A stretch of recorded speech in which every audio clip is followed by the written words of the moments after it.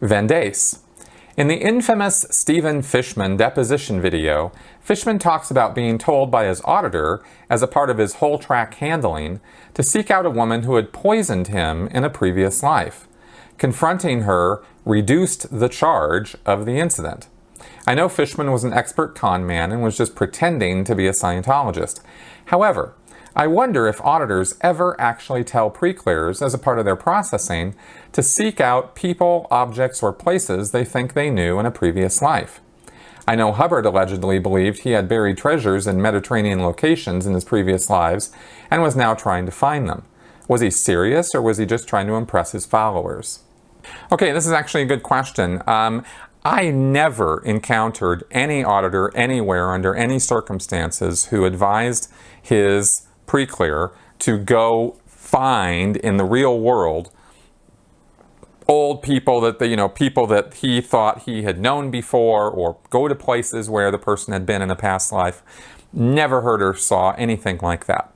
There is an auditing action called the PTS rundown, which is supposed to address PTS situations, potential trouble source situations, in other words, a connection to a suppressive person from past lives.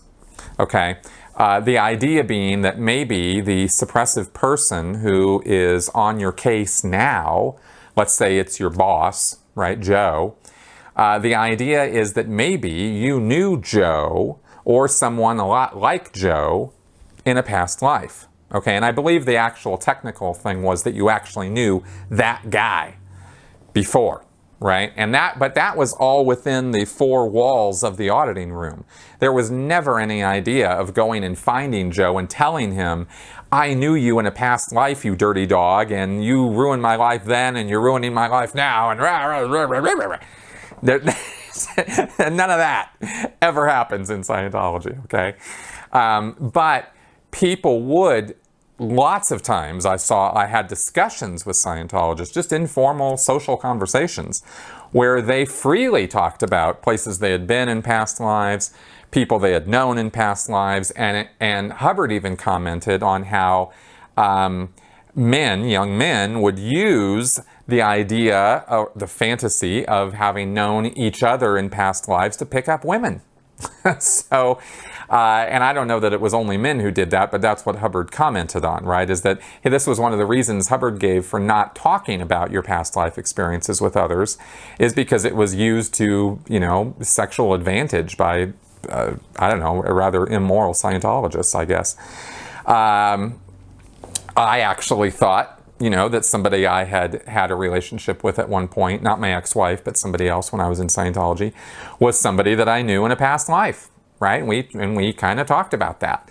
So you can have that kind of thing happen all the time in Scientology, but that's different from it being advised that you do that from instructions from your auditor or something like that.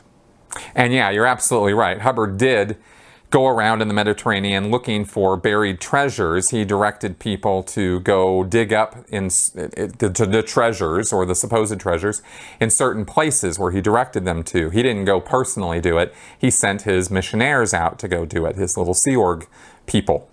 And they never found anything. They found things that kind of resembled or sort of looked like what Hubbard described would be there. There will be a tower and a tree, and there will be a pit or something, however Hubbard described it.